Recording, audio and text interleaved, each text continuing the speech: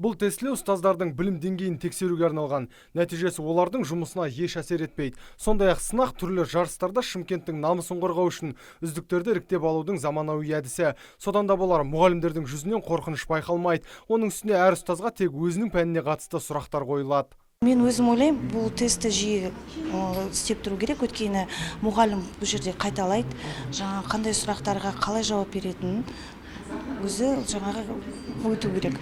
Балаға білгенін үйрететін ұстаздардың басым көпшілігі жоғары нәтижеге қол жеткізіп, білімін дәлелдеп жатыр.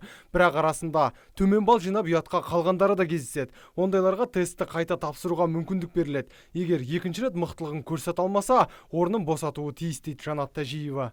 Өте төмен алған ұстаздар өздері ұялып кетеді ғой деп ойлаймын, егер білімін жетілдіре алмаса. Жасыратыны жоқ, кейбір оқу орнын бітірген, кейбір әрине ішінде кездесетін ұстаздар кездесіп жатады.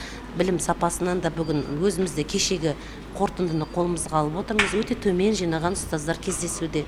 Жалпы Шымкент қаласы бойынша 14 мың ұстаз бар. Оқушылардың демалысқа кеткенін пайдаланып, білім бөлімі олардың барлығын тестілеуден өткізіп алмақ. Нұрсұлтан Тұрысбеков, Антон Семенов, Абзал Тұрабеков, ТВК телеарнасының жаңалықтар қызметі.